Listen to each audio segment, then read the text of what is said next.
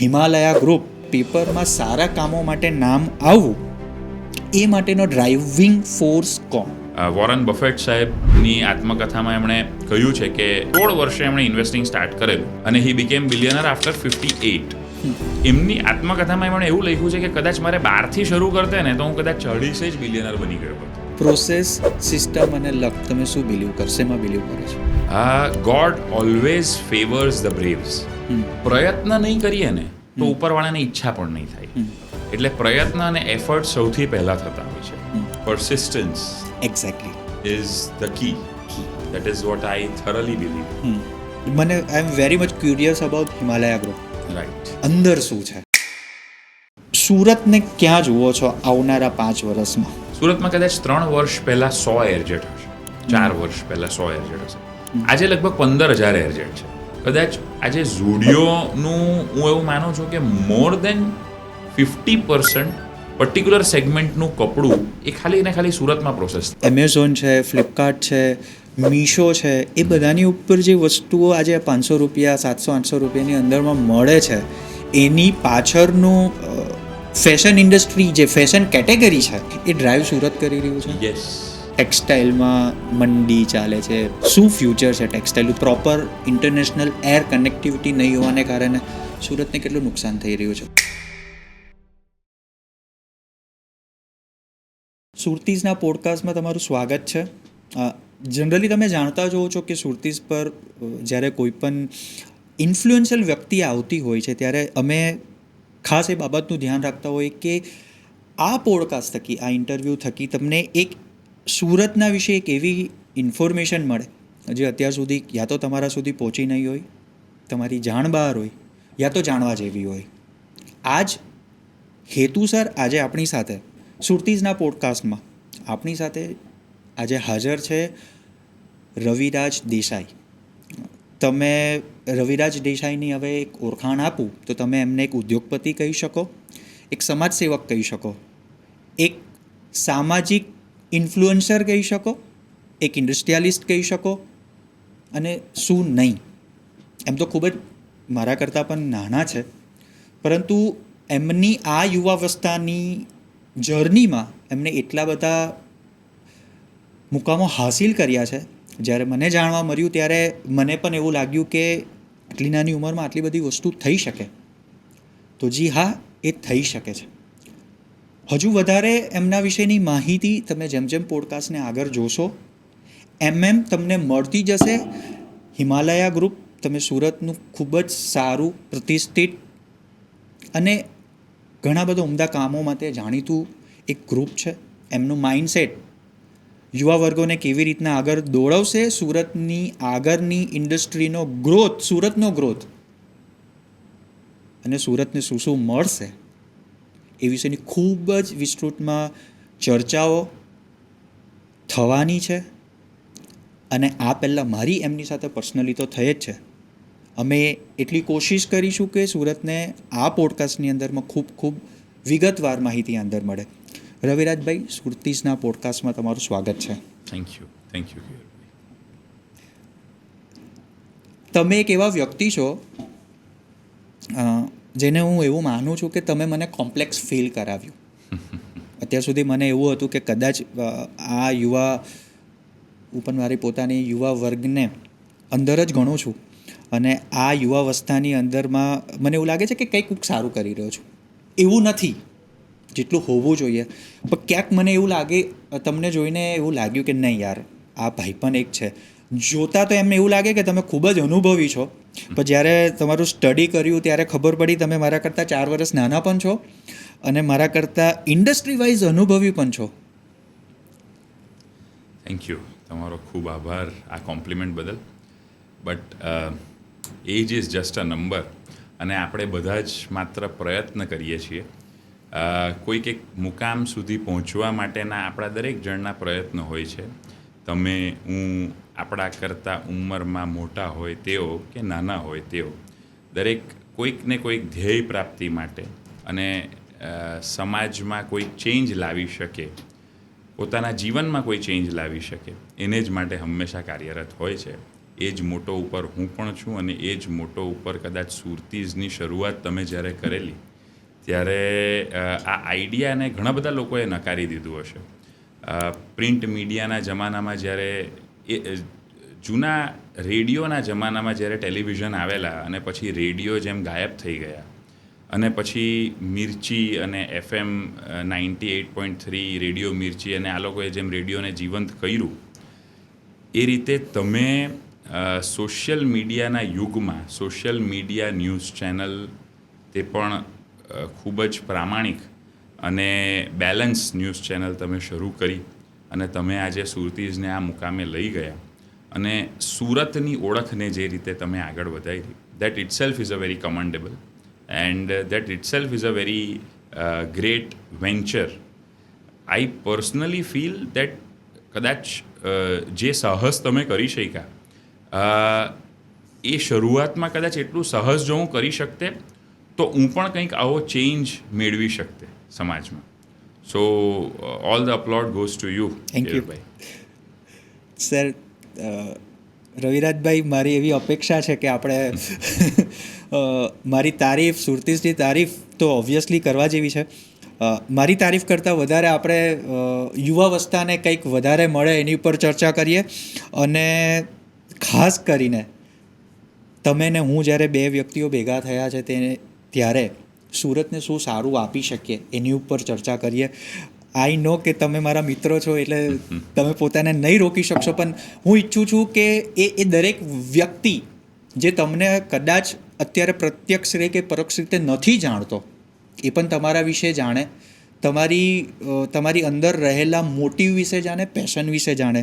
સૌથી પહેલો સવાલ, આજે અમે જ્યારે ન્યૂઝ કવર કરતા હોઈએ ને ત્યારે ઘણી વખત જોઈએ કે અમીર બાપની બીગડી ઓલાદ, આજે આ ગ્રુપના આ છોકરાનું આમ થયું, ત્યાં પકડાયો, એ પકડાયો, એણે આમ કર્યું, તેમ કર્યું. કદાચ તમારું પણ નામ આવી શક્યું હોત. હિમાલયા ગ્રુપ,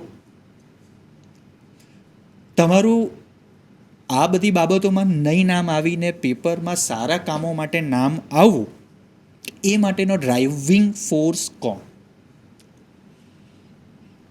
કદાચ આનો બહુ વિસ્તૃત જવાબ હોઈ શકે. મને નથી ખ્યાલ કે કદાચ હું કેટલો જે પ્રમાણે તમે કીધું લાયક છું, પણ ચોક્કસ વેલ્યુઝ એમાં પણ ગાંધીજીના જીવનની જીવનયાત્રાની વેલ્યુઝ અમારા પરિવારમાં અને મારા પર પણ ખૂબ જ બહોળા પ્રમાણમાં થઈ છે એવું હું ચોક્કસપણે માનું છું.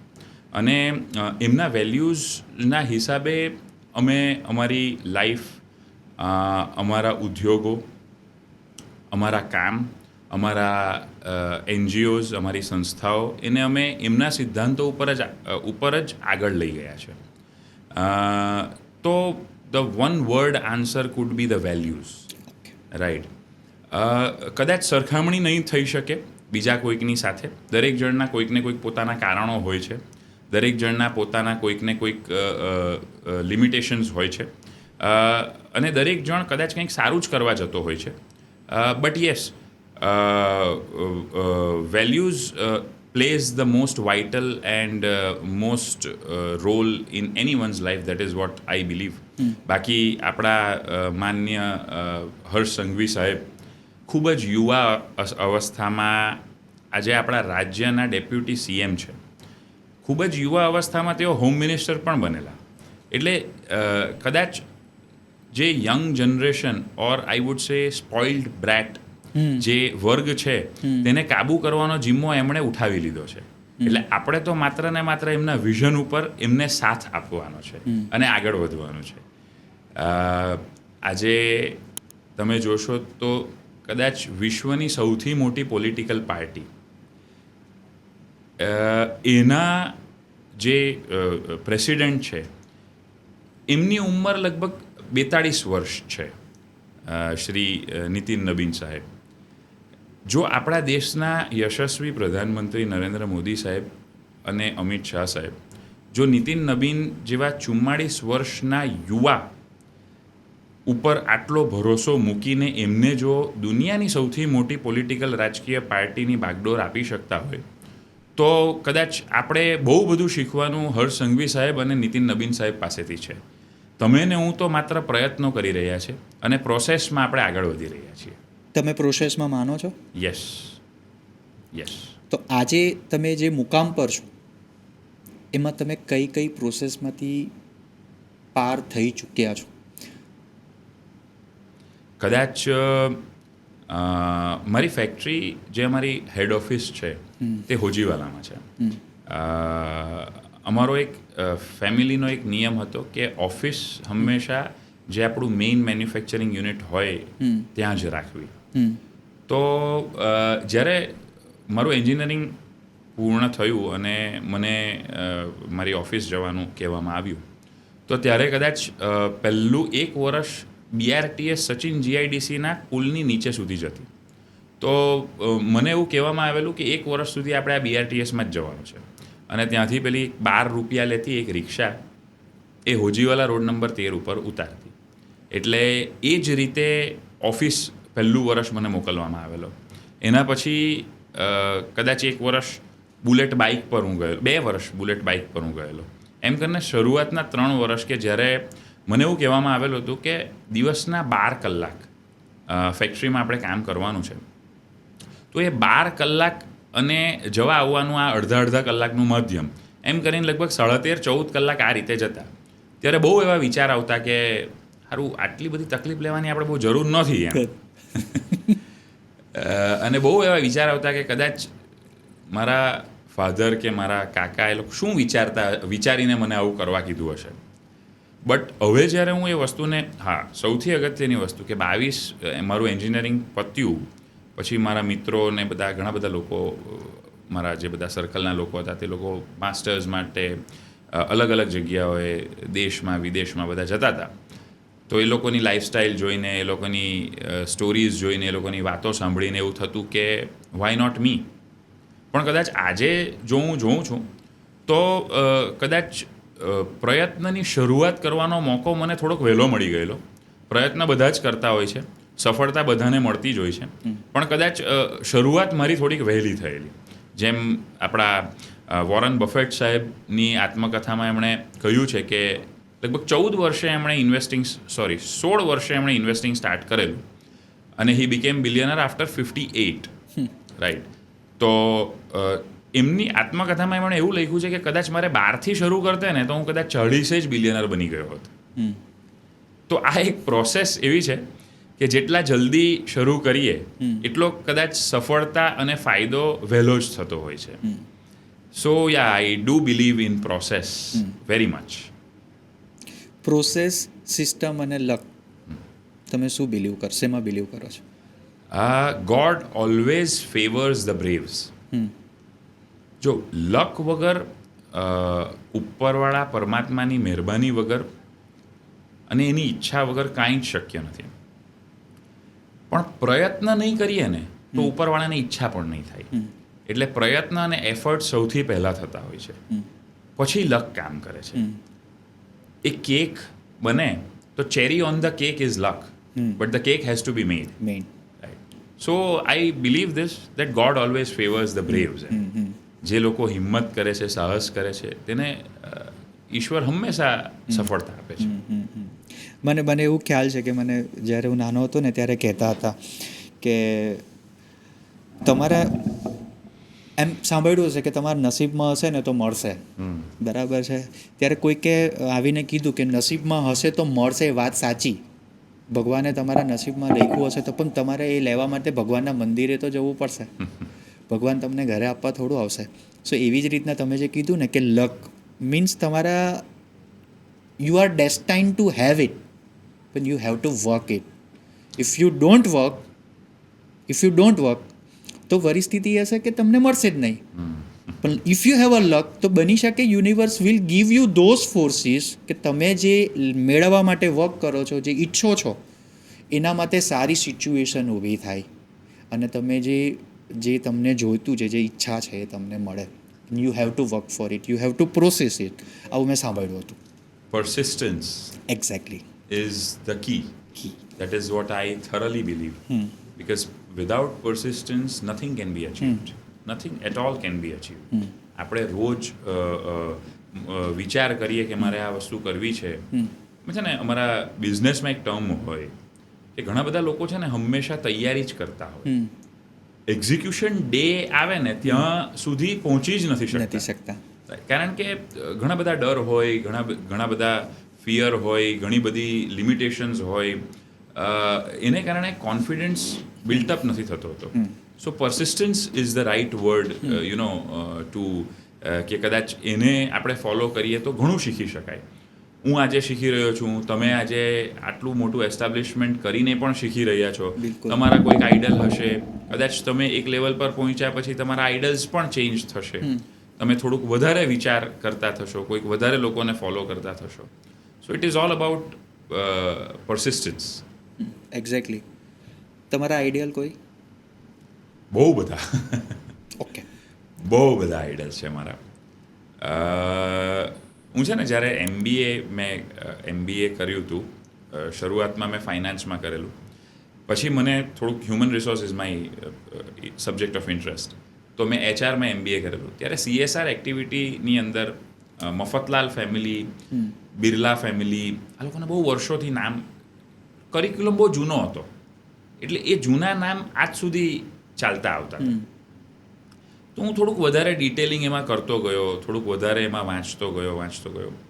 તો મફતલાલ ફેમિલી એ નવસારીને એક બહુ જ નાના શહેરને જે રીતે ડેવલપ કર્યું, તો મને એ બહુ આઈડિયલ એક પ્રોસેસ લાગી. વ્યક્તિ વિશેષ તો ઘણા બધા છે, કદાચ આપણે કોઈનું બી નામ નહીં લઈ શકીએ કારણ કે કમ્પેરિઝન થઈ જાય, બટ એ પ્રોસેસ કે જે મફતલાલ ગ્રુપે નવસારી શહેર માટે કરેલી, કદાચ આપણે જો સુરત શહેરની વાત કરીએ તો southern Gujarat chamber of commerce and ઇન્ડસ્ટ્રીઝના જેટલા પણ પાસ્ટ પ્રેસિડેન્ટ્સ થયા, એ લોકોએ સુરત શહેર માટે જે કર્યું, જે પ્રોસેસ કરી, આજે સુરતને આટલું મોટું એક્ઝિબિશન સેન્ટર મળ્યું કે જે કદાચ હિન્દુસ્તાનની કોઈ જ ચેમ્બર ઓફ કોમર્સ પાસે નથી. તો આ જે પ્રોસેસ છે, કદાચ એને હું આઈડિયલ ગણું છું અને એને હું ફોલો કરવાનો પ્રયત્ન કરું છું. વ્યક્તિ વિશેષનું નામ લેવાથી સરખામણી હંમેશા આવી જાય.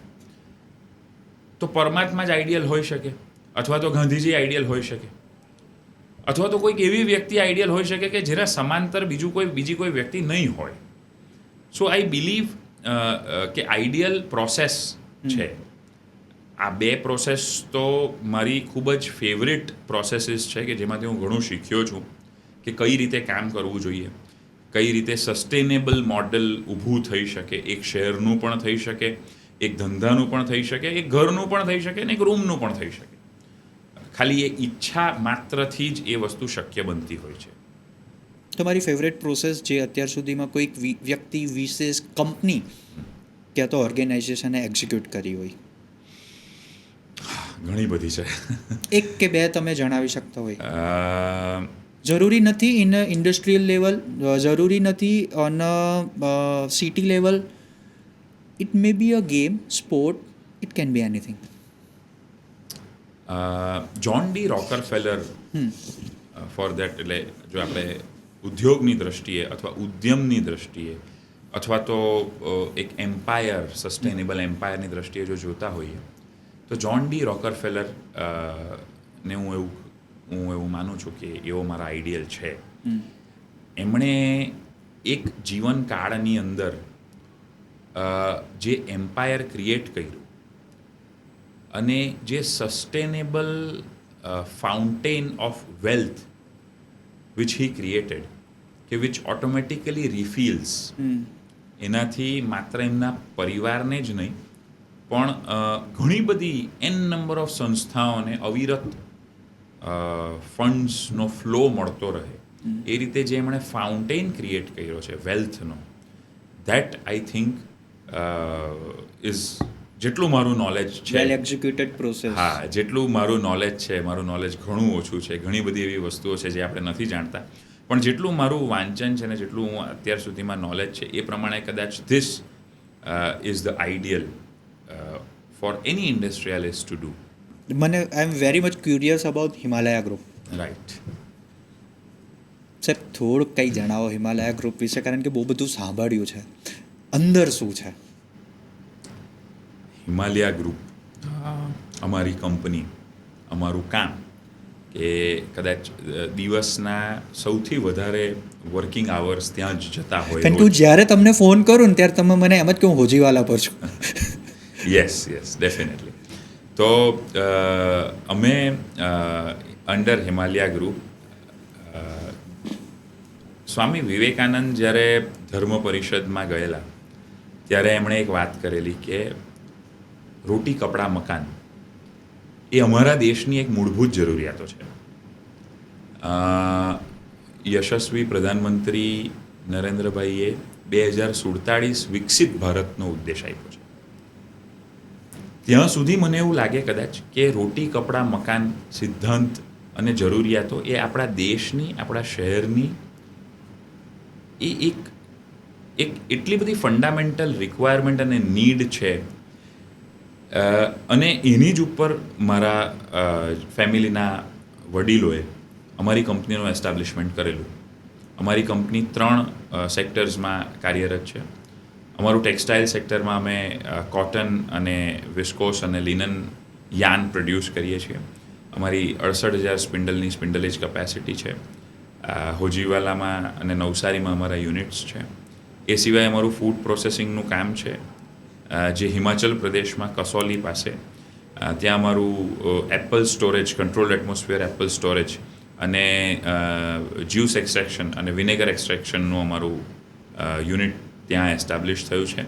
એ સિવાય મહારાષ્ટ્રમાં અમારું ફૂડ પ્રોડક્ટ્સને ડ્રાઈંગ, ફ્રીઝિંગ અને પાવડર ફોર્મમાં કન્વર્ટ કરવાનું અમારું યુનિટ છે. અને સાઉથ ગુજરાતમાં અમારી રેસિડેન્શિયલ અને કમર્શિયલ થોડીક પ્રોપર્ટીઝ અમે ડેવલપ કરી છે જેને અમે રેન્ટલ લોંગ લીઝ ઉપર અમે એને આપીએ છીએ. સો કદાચ આ 3 જે કામ છે તે શહેરને અને દેશને તો ફંડામેન્ટલ જરૂરિયાતો પૂરી પાડે જ છે ચોક્કસપણે, પણ એકબીજાને પણ પાડે છે. બરાબર, રાઈટ. તો એ જે એકબીજાને જે જરૂરિયાતો પૂરી પાડે છે અને એનાથી એક સસ્ટેનેબલ મોડેલ ક્રિએટ થાય છે. જસ્ટ તમને એક એક્ઝામ્પલ આપું તો અમારે છે ને હિમાચલમાં સફરજનનો ઉપયોગ ઘણો થાય, એટલે જ્યુસ નીકળી ગયા પછી એનો વેસ્ટ ઘણા બહોળા પ્રમાણમાં અમારે નીકળતો હોય છે. અમે બહુ લાંબા સમયથી અમે ઘણા બધા પ્રયત્નો કરતા હતા કે કઈ રીતે આ વેસ્ટને આપણે કોઈક યુટિલાઇઝેશનમાં મૂકીએ, કારણ કે તમે એને ડિસ્પોઝ નહીં કરી શકો. After all it is a food waste. અમે ટોપ સોઇલ બનાવી. હિમાચલમાં લેન્ડસ્લાઇડ ઘણા થતા હોય તો વી હેવ ક્રિએટેડ ટોપ સોઇલ. અમે કેટલ ફીડ બનાવ્યું. અમે આવી બીજી 2-3 વસ્તુઓ બનાવી. પણ આનું કન્ઝમ્પશન, આનો ઉપયોગ સંતોષકારક નહીં હતો. તો અમે અત્યારે રિસન્ટલી એમાંથી લેધર ડેવલપ કર્યું. એ લેધર અમે અમારી ટેક્સટાઇલ યુનિટને અને અમારા ફૂડ પ્રોસેસિંગ યુનિટને ભેગું કરીને we have created one by product which is suitable for both the units and both the businesses. So we created that, right. અમે એને માટે અમારા NDA સાઇન થયા છે એટલે I can not say the name, but Bharat દેશની વર્લ્ડની એક બહુ મોટી ઓટોમોબાઈલ કંપની મોટરસાઇકલની, એની સાથે વી હેવ ટાઈડ અપ. અને એ લોકોના જે મર્ચન્ડાઇઝ છે, એ લોકોના બેગ્સ છે, એ લોકોના વોલેટ્સ છે, એ લોકોના જેકેટ્સ છે, તેમાં 100% અમારું એપલ લેધર ઉપયોગ થશે. This we have signed an NDA and MOU with that company. So that will go on a huge scale. વેસ્ટનો સંપૂર્ણ ઉપયોગ અને કન્ઝ્યુમેબલ ગુડ્સ તરીકે એનો ઉપયોગ, એટલે કદાચ આના કરતાં આઈડિયલ મોડલ બીજું નહીં બની શકે. રાઈટ. ટમેટોમાંથી બનતું હતું, બીજા કોઈ પ્રોડક્ટમાંથી બનતું હતું, પોલિએસ્ટરમાંથી બનતું હતું, ઘણા બધામાંથી બનતું હતું. મૂળભૂત જીવ હત્યાઓ થતી હતી જેને કારણે લેધર ડેવલપ થતું હતું. તો this is a sustainable model which we try to join, right, and it got us results. સુરતીઓને ધંધો નહીં શીખવવો પડે, ખુદી કાઢે કે મળી જાય, કંઈક મળી જાય, શોધતા રહેવું પડે. ક્યાં સુધીમાં આ પ્રોડક્ટ અવેલેબલ થશે? અત્યારે ઓલરેડી અવેલેબલ છે. ઓકે. બટ એઝ મેં તમને જેમ મેન્શન કર્યું, we have sign an NDA. So હવે કમર્શિયલ માર્કેટમાં it is not available but very soon એ લોકોના જે પોતાના સ્ટોર્સ છે, પોતાના શોરૂમની સાથેના જે લોકોના મર્ચન્ડાઇઝ એસેસરીઝના સ્ટોર્સ છે, ત્યાં it will be available very સૂન. ભાઈ સુરતીઓ, હવે બની શકે કે તમે કોઈ સારી કંપનીના લેધર પ્રોડક્ટ્સને યા તો એસેસરીઝને ઓન કરો છો, તો એ આપણી સુરતની જ કંપનીનું બનાવેલું હોઈ શકે. એ તમારે ચેક કરવાનું છે. Just because of MOU terms, NDA, કંપનીનું નામ રવિરાજભાઈ અત્યારે મેન્શન નથી કરી શકતા, જે બટ ઓબ્વિયસ વસ્તુ છે, પરંતુ સુરતના માટે એક બહુ સારી બાબત છે કે આટલી સારી કંપનીની સાથે સુરતની કંપનીનું MOU થયું છે, NDA થયું છે. રવિરાજભાઈ, સુરતને ક્યાં જુઓ છો આવનારા 5 વર્ષમાં? આ એક એટલો બધો વિસ્તૃત સવાલ છે અને આનો એટલો બધો વિસ્તૃત જવાબ મળી શકે એમ છે, કારણ કે મારી તો એક બહુ નાની કંપની હું કહીશ સુરતમાં. જેમ મેં એક ઓટોમોબાઈલ કંપની સાથે ટાઈપ કર્યું, એવી સુરતમાં કદાચ તમને એક ગલીમાં 2 કંપની મળશે કે જે લોકોએ નેશનલ ઇન્ટરનેશનલ ટાઈપ્સ કર્યા છે. કદાચ સુરત ફાસ્ટેસ્ટ ગ્રોઈંગ શહેર છે, આ તો બધું છે જ, બટ સુરતનું જે એક્સેપ્ટન્સ લેવલ છે for anything new is tremendous. That is what I have experience because of my business.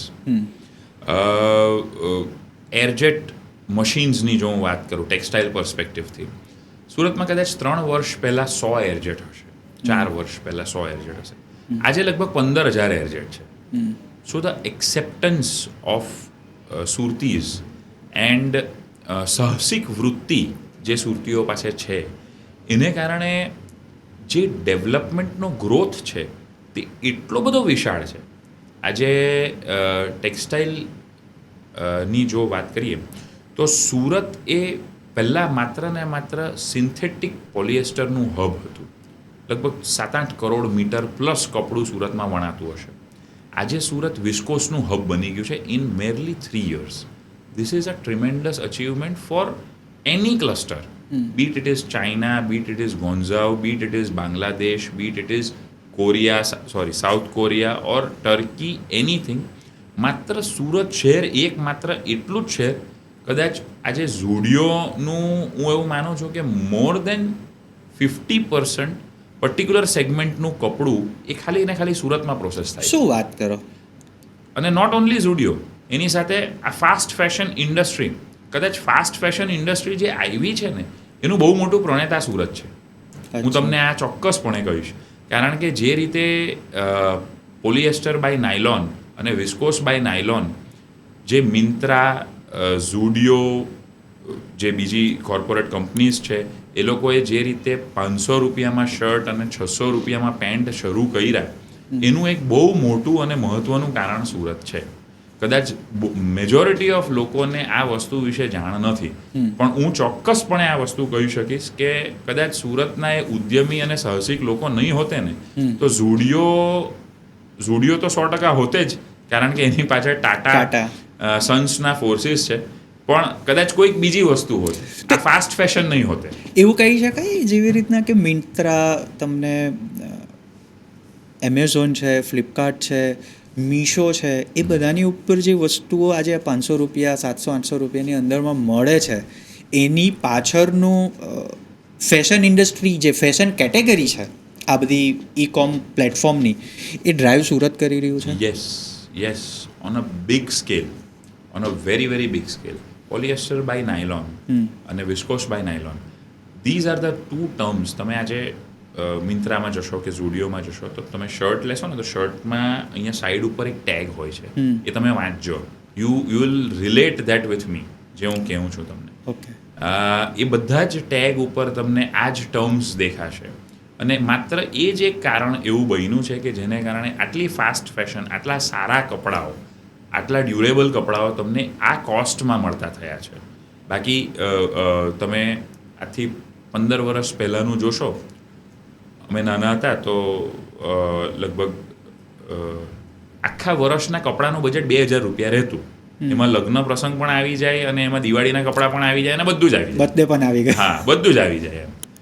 આજે ત્યારે 2,000 રૂપિયામાં 4 જોડી કપડાં આવતા. આજે બી 2,000 રૂપિયામાં 4 જોડી કપડાં તમને ઝુડિયોમાં મળી જાય છે. બરાબર. એનું માત્ર કારણ આ છે. બાકી દરેક વસ્તુ જેમ વધી, ઇન્ફ્લેશનનો રેટ વધ્યો, વસ્તુની ગુણવત્તાઓ વધી, એ રીતે આના ભાવ વધારા થવા જ જોઈએ. બરાબર. એક કંપની છે સુરતની, સોરી હું નામ ભૂલું છું, કદાચ એ 600 રૂપિયાનું જીન્સ છેલ્લા 15 વર્ષથી વેચે છે. હા, એ કંપનીનું નામ એટલે મને ખ્યાલ છે, હા, પણ મને કદાચ ધ્યાન નહીં નથી બોલી આવતું. શકીશ. હા, પણ એ 600 રૂપિયાનું જીન્સ છેલ્લા 15 વર્ષથી વેચે છે. ડેનિમ બરાબર. ઇન્ડસ્ટ્રી જે પ્રમાણે સુરતમાં ગ્રો થઈ, એના પણ આ જ બધા મૂળભૂત કારણો છે. અને આ બધાનું કારણ મૂળભૂત એક જ છે, એક્સેપ્ટન્સ અને સાહસિકતા of Suratis. That is the only reason.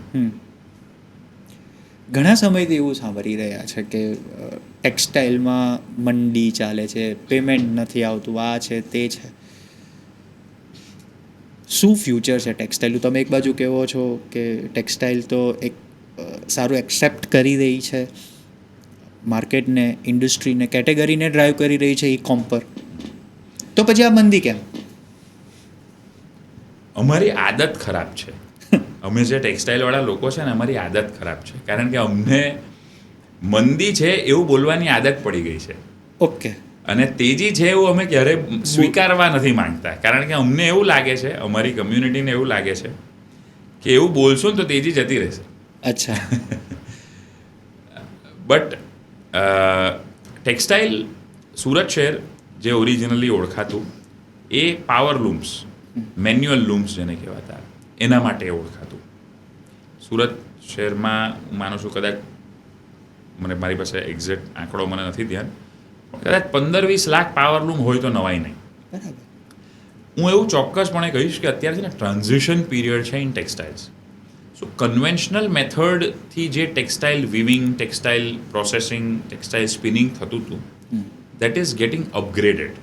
Right. So we are in a transition phase કે જે પાવર લૂમ્સ હતા તે હવે નીકળતા ચાલ્યા, એની જગ્યાએ ઓટો લૂમ્સ આવતા ચાલ્યા. જે જૂની કન્વેન્શનલ પદ્ધતિઓ હતી એ બંધ થતી ચાલી અથવા બદલાતી ચાલી, અને તેની જગ્યાએ નવી પદ્ધતિઓ અને નવી દિશા મળતી ચાલી. તો હું આને મંદી નહીં ગણીશ. ઓફકોર્સ અમારા ધંધામાં અને અમારી કમ્યુનિટીમાં હંમેશા વર્ષમાં 2-1 મહિના ડ્રાય હોય છે. I would use the word dry because that is also a transition period. આજે સમર કલેક્શન ડિફરન્ટ હોય, વિન્ટર કલેક્શન ડિફરન્ટ હોય, મોન્સૂનમાં હ્યુમિડિટી ઘણી વધારે હોય, એટલે એના કલેક્શન પણ ડિફરન્ટ હોય.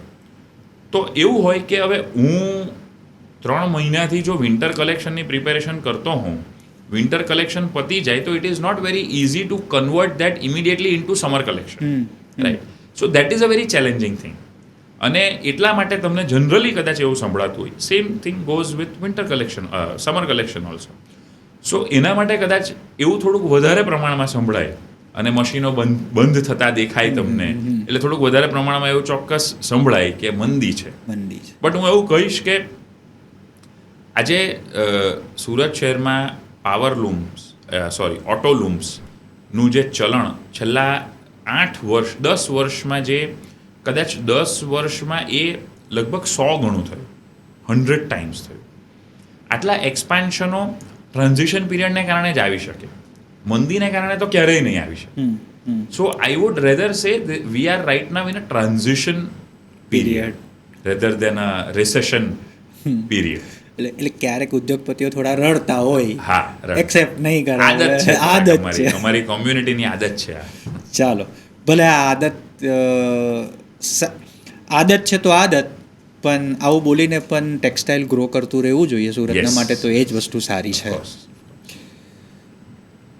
રવિભાઈ, એવું ઘણા વર્ષોથી જાણવા મળ્યું છે ને જોવા મળ્યું છે કે સુરતનો ઉદ્યોગ નક્કી થતો હોય ને તો SGCCI કે SGCCIની પોલિસી, SGCCIની લીડરશિપ, કેમ આવું? Southern Gujarat chamber of commerce and industries A south ગુજરાતની એપેક્સ બોડી 86 વર્ષથી છે. આપણા જે ભૂતપૂર્વ પ્રમુખો થયા કે જેમની લીડરશિપમાં ચેમ્બર આટલું ગ્રો થયું, ચેમ્બરનું હંમેશા એક જ કામ હોય, પોલિસી મેકિંગ, દિશા પ્રદાન કરવાનું. પોલિસી જ્યારે બનતી હોય ત્યારે એનાથી 2,00,000 રૂપિયાનું ટર્નઓવર કરનારથી લઈને 2,000 કરોડ સુધીનું ટર્નઓવર કરનારને એક જ વર્ગમાં મૂકીને પોલિસી ડિઝાઇન થતી હોય છે. આપણા ચેમ્બરે હંમેશા દરેક ભૂતપૂર્વ પ્રમુખે એમની લીડરશિપમાં હંમેશા પોલિસી મેકિંગને પ્રાધાન્ય આપ્યું છે અને ગવર્મેન્ટને મૂળભૂત સુરત શહેરના પ્રોબ્લેમ્સ જણાવ્યા છે. બહુ જ મક્કમ અને ચોક્કસપણે એનો અવાજ ઉઠાવ્યો છે અને એને ઇન્કોર્પોરેટ કર્યા છે. એ ચેન્જીસને અથવા એ મોડિફિકેશન્સને ઇમ્પ્લિમેન્ટેશન સુધી લઈ ગયા છે.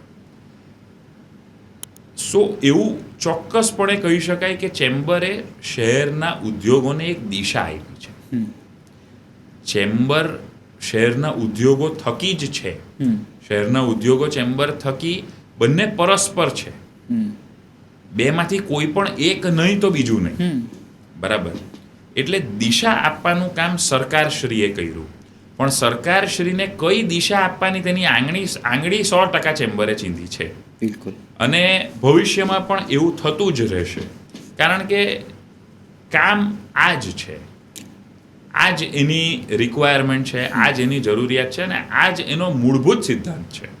એ જ એટલે સુરતનો વિકાસ નક્કી થાય છે સુરતના ઉદ્યોગોથી.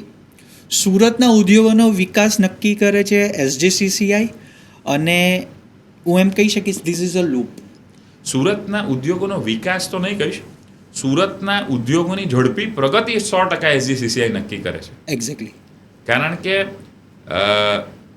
જે દિશામાં શહેર વધતું હોય એને કઈ રીતે ડબલ સ્પીડથી વધારવું, એ પોલિસી મેકિંગ ડિસિઝન્સ હંમેશા SGCCIના હોદ્દેદારોએ લીધા છે, ભૂતકાળમાં, આજે પણ અને ભવિષ્યમાં પણ લેશે.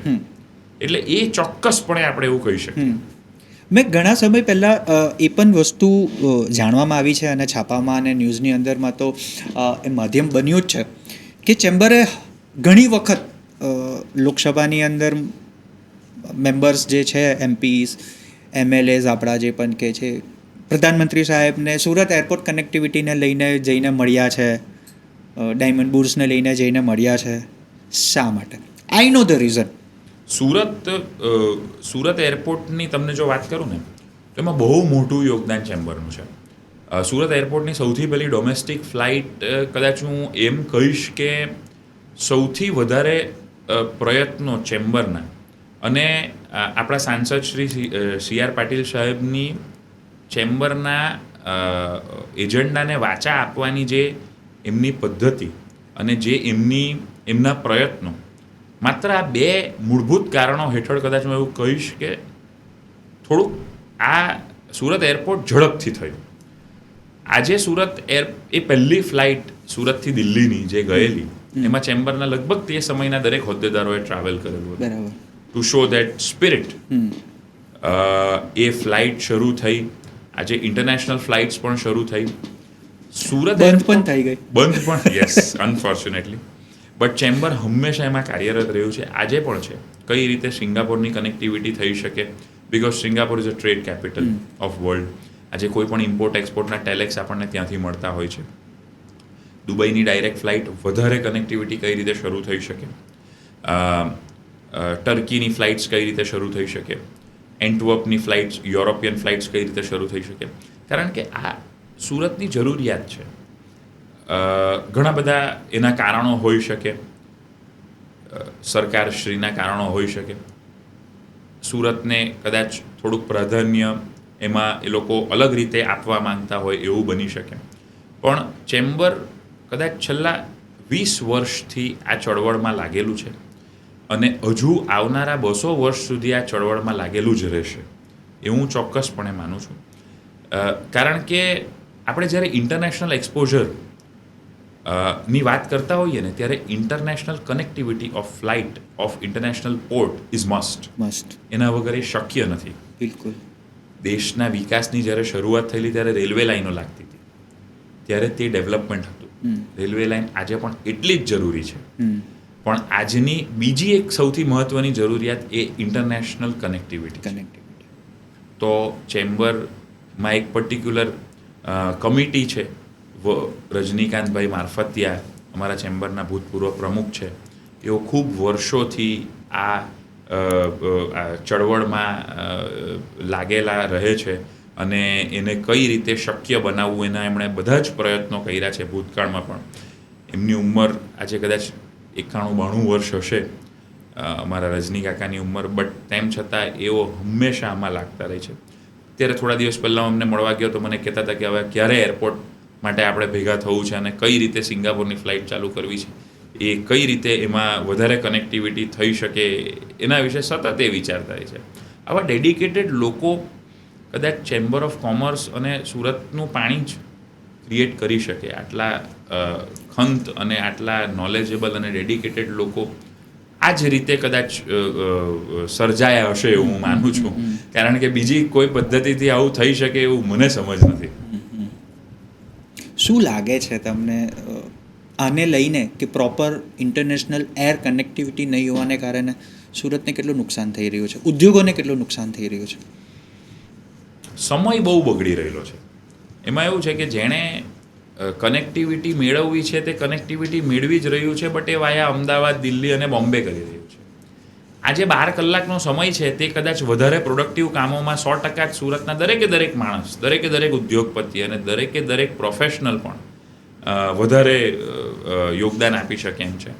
બટ જે ટ્રાવેલ ટાઈમ છે ટુ ઇન્ટરનેશનલ કનેક્ટિવિટી માટેનો, તે એક બહુ એને કારણે હવે નુકસાનને કદાચ હું આંકડામાં તો ચોક્કસ નહીં કહી શકીશ, સમય બગડી રહ્યો પણ છે, ભયંકર સમય બગડી રહ્યો છે. અને એ બધા જ સરકારશ્રી પણ એને બહુ જ ખૂબ જ ધ્યાનપૂર્વક જોતી હશે અને આપણે આપણા પ્રયત્નો ચાલુ જ રાખ્યા છે અને ચાલુ જ રહેશે એવું આપણે માનીએ. તમે અત્યાર સુધીમાં કેટલી વખત એરપોર્ટના માટે કે એરપોર્ટના મુદ્દાની ઉપર તમે સક્રિય રીતે ભાગ લીધો છે? આ તો ઘણી બધી વખત અમે અવારનવાર જ્યારે અમારા ડેલિગેશન્સ ઇન્ટરનેશનલ ટ્રેડ એન્ડ ઇન્ડસ્ટ્રી એક્સપોઝમાં જતા હોય છે ત્યારે પણ અમે રજૂઆતો સરકારને કરતા જ હોઈએ છીએ, કારણ કે જેમ કે અમારું ટેક્સટાઇલ મશીનરીનું એક એક્ઝિબિશન થાય છે ઈટમાં, એ દર વર્ષે યુરોપમાં થતું હોય છે. અમે યુરોપ કનેક્ટિવિટી વર્ષોથી, કારણ કે ટેક્સટાઇલ ઇન્ડસ્ટ્રી, ફેશન ઇન્ડસ્ટ્રી ત્યાંથી ડ્રાઈવ હંમેશા થતી હોય છે, એટલે એ કનેક્ટિવિટી વર્ષોથી આપણે માંગીએ છીએ. મારી પાસે કોઈ નંબર નથી, પણ હું એવું કહી શકીશ કે કદાચ I have no number, but બહુ બધી વાર, એટલે કદાચ અઠવાડિયામાં એક વાર આ વસ્તુ ઉપર ચર્ચામાં ભાગ લીધો હોય અને રિપ્રેઝન્ટેશન કર્યું હોય તો પણ નવાઈ નહીં. મહિનામાં 4 અઠવાડિયા હોય અને વર્ષમાં 12 મહિના હોય, આ રીતે ગણી શકાય. અને છેલ્લા 10 વર્ષથી તો અમે એમાં છીએ જ, એટલે આ રીતે તો એટલીસ્ટ હું ગણી શકું. એવી આશા રાખીએ કે તમે જે ઉદ્દેશ્યને લઈને, જે તમારા ધ્યેય છે, જે ગોલ છે, એ કશે ને કશે સુરતની સાથે અલાઇન્ડ હશે. યસ, સુરતના ઉદ્યોગોની સાથે અલાઇન્ડ હશે, કારણ કે સુરતનો ઉદ્યોગોનો વિકાસ તો જ સુરતનો વિકાસ. આશા રાખું કે આવનારો સમય, ચેમ્બરનું ઇલેક્શન એક સારી વ્યક્તિના માટે જ હશે, જે સુરતના માટે સારું હશે, જે સુરતના ઉદ્યોગોના માટે સારું હશે. અને કશે ને કશે મને એવું દેખાઈ રહ્યું છે કે તમારા જે ધ્યેય છે, જે તમારો ગોલ છે, તમારા જે મિશન છે, જે વિઝન છે, એ કશે ને કશે સુરતને સાચી દિશામાં જ લઈ જશે. રવિરાજભાઈ, તમે સુરતીસના પોડકાસ્ટમાં આવ્યા, તમારા વિઝનને, તમારી પ્રોસેસને, તમારા વિશે, ચેમ્બરને લઈને જે માહિતીઓ આપી, એ બદલ સમગ્ર સુરતીસ અને સુરતીસ પરિવાર તરફથી થેન્ક યુ વેરી મચ.